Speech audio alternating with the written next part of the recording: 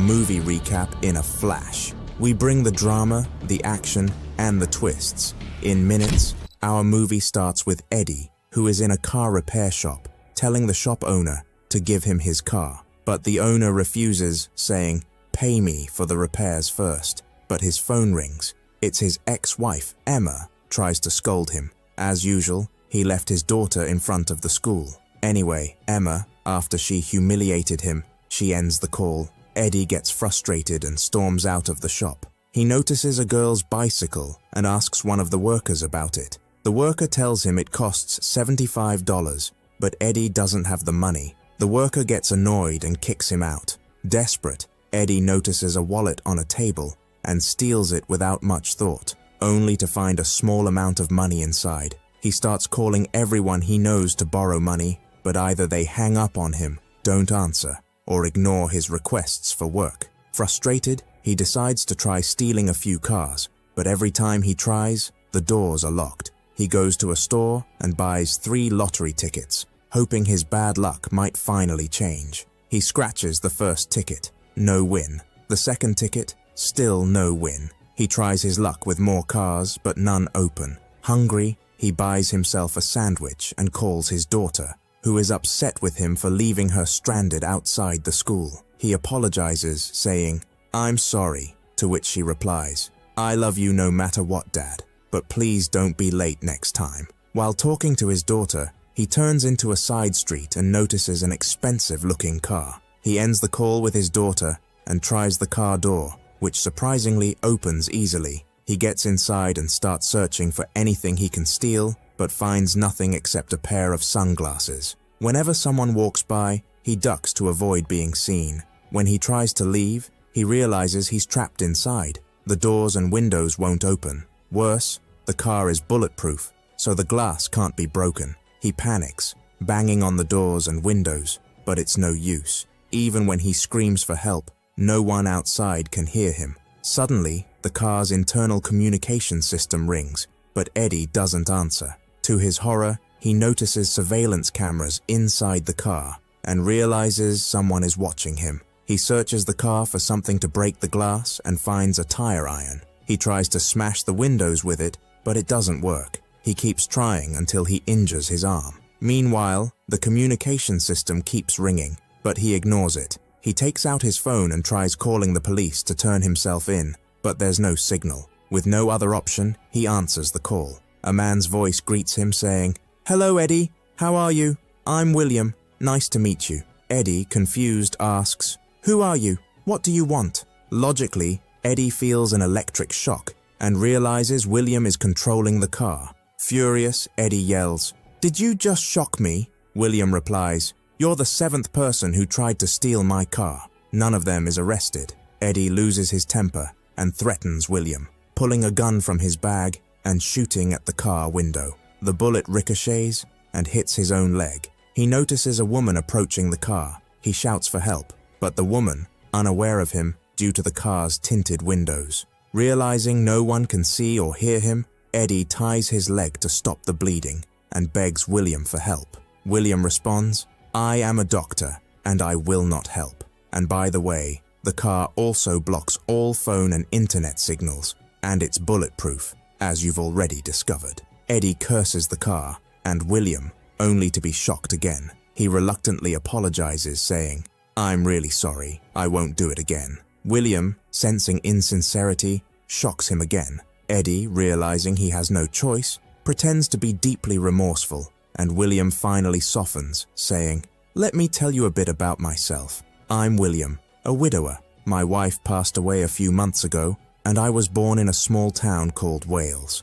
At that time, Eddie is no longer able, and he faints, waking up later that same night due to the sound of rain falling on the car. At that moment, he finds his hand and leg tied with a pressure bandage and realizes that William turned out to be a good doctor, having removed a bullet from his leg and treated the wound on his arm. Eddie feels very thirsty, but the bottle of water he had with him is empty. He searches through his bag, but finds no food in it. By Saturday morning, Eddie has had enough. When William calls him, he doesn't answer. At that moment, William speaks to him without Eddie even accepting the call. saying, "What do you want from me?" William responds, "I want you to listen to me." Eddie replies, "Just send me a sandwich." Ignoring him, William tells Eddie about the time he bought a big apartment near his house for his only girl he cared about. One day, he took her out to buy some things. After finishing their trip, he brought her back to the house. Before they could open the door, two thieves approached them and cut off their hands. As William recounts this, Eddie interrupts, saying, "Why are you telling me this?" William, annoyed, shocks him again and turns on the car's air conditioning to its coldest setting. He plays a loud, annoying song on repeat, driving Eddie crazy. Eddie, desperate to escape, he starts freezing from the cold. After much pleading, William finally softens and calls him. At that point, Eddie answers and says, "I'm sorry." William stops the air conditioning and the song. On Sunday, he tries to get out of the car, but of course he can't, so he just gives in to the situation. After a while, William calls him and asks, "How are you doing now?" Eddie responds calmly, "I'm hungry and thirsty." But then he notices a man standing watching the car at a high vantage point, seemingly close to his age. He then tells William, "I'm dying of hunger and thirst." William informs him that he has cancer and will die in 4 months. "Anyway, all I want is justice." Eddie replies, "Call the police and let them arrest me." William retorts, "That's not the justice I want. The police and the entire judiciary system in this country are corrupt. The proof is they allow people like you to live among decent folks." Eddie gets angry and says, "Has your daughter ever asked you for something you couldn't afford to give her?" William shocks him and ends the call. He plays the song Eddie hates and turns on the heater to make him suffer. Eddie literally starts feeling like his body is melting. William calls him and says, "Give me your full name and social security number, and I will turn off the heater and tell you where the water is." Eddie quickly complies and is shocked to discover he's won $500. He starts laughing like a madman. William calls him and asks, "What are you laughing at?" Eddie explains that he won $500 and that the lottery ticket had been with him since the morning. If he'd seen it earlier, he wouldn't have approached the car because the money would have covered all his debts. He keeps apologizing and asking for forgiveness. William tells him he'll reward him for apologizing and says there's a cookie in the car's glove compartment. Eddie quickly opens the compartment, grabs the cookie, and sees a control button inside. He eats the cookie in one bite. William remotely closes the glove compartment. At that moment, Eddie hears a phone ringing near William, who answers it. Eddie realizes William is distracted. He moves toward the car's dashboard, takes a picture of the wires with his phone to figure out their layout, and searches for the button to cut the car's power. He eventually finds it and tries to reach it, but it's incredibly difficult. When William notices what Eddie is doing, he shocks him. The next morning, Eddie remains seated in front of the camera, while simultaneously trying to use his foot to press the power control button. He's literally dying of hunger and thirst.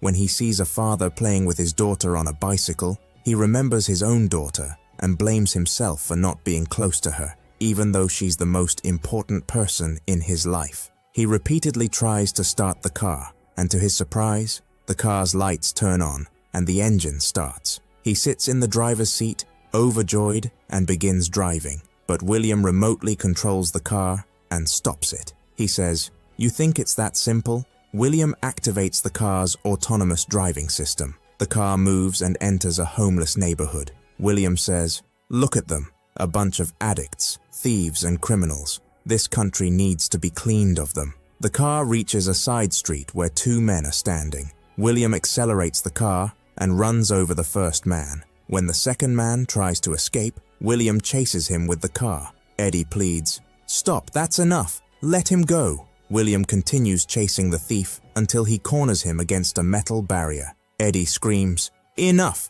William calmly responds, "If he can stand up, I'll let you out of the car." As soon as the man stands, William finishes him off. Eddie exclaims, "Let me out of here, that's enough." William drives the car at an insane speed to a garage, where he takes it to the rooftop and parks it precariously close to the edge. At that point, Eddie falls consciousness. He wakes up Tuesday morning to find the car driving calmly through the streets. William tells him, "I went to Amy and Sarah's house. Eddie panics and asks, "What do you want from them? Leave them alone." Suddenly, he realizes he's in the street near Sarah's school. He sees Sarah riding her scooter toward home. William controls the car to follow her. Eddie begs, "Please, not my dot. Разрешение. Пожалуйста, не моя дочь." He watches Sarah on her scooter and pleads with William to leave her alone. William says, "If you don't want me to harm her, take the gun and kill yourself." Eddie takes the gun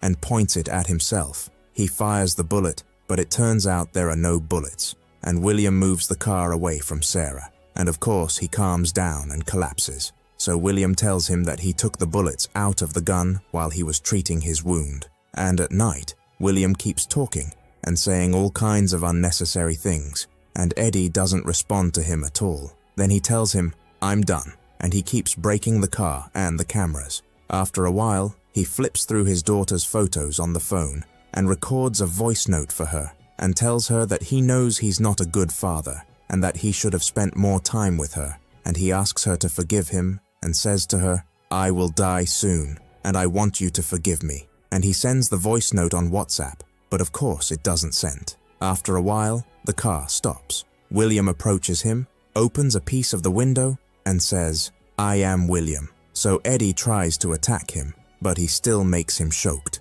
Anyway, after that, he throws a rope at Eddie and tells him to tie his hands to under the chair. He carries out what was asked of him silently because his temper has reached its peak. William enters and sits on the couch behind him, takes out bullets, loads them into the gun safe, opens a bag of gummy cola candies, and pours them out on the dashboard. Eddie grabs some and starts eating the gummies. William sits behind the steering wheel, starts the car, turns on the cassette player, and tells Eddie that his daughter used to love this music. Eddie responds, saying, "Haven't I apologized to you enough?" William replies, "You're not leaving this car unless you're dead." Eddie suggests reporting him to the police, but William dismisses the idea. Eddie notices William wearing a bracelet with his daughter's initials and comments, "You must really miss your daughter." William gets angry and lashes out, but Eddie remains unfazed and provokes him further. William loses his temper again,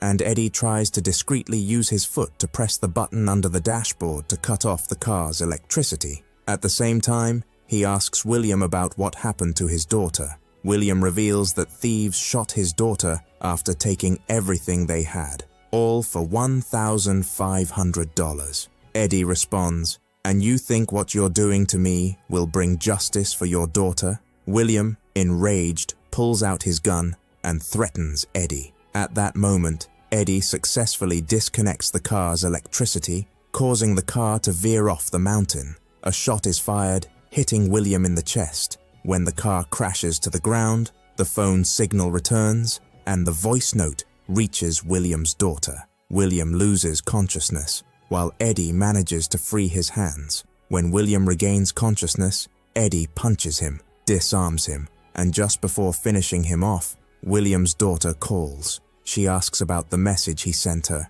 and he tells her there was a problem, but it's resolved now. He promises to pick her up from school later that day. Meanwhile, the car begins to catch fire, and Eddie tells William to open the doors. The once dominant William admits, "I enjoyed what I did to you over the past 5 days." Eddie looks at him in astonishment, says nothing, and leaves him there. He breaks the car window, escapes, and finally feels the ground beneath his feet again, free from the prison he was trapped in. At dawn, Eddie confirms that his lottery ticket is a winner. He flags down a car, hitches a ride, and leaves the scene. In the morning, he visits the workshop owner, pays him, buys his daughter a bicycle, and takes it to her at school. He promises her that he will never leave her again. If you enjoyed the video, don't forget to subscribe to the channel and hit the notification bell to get more new videos.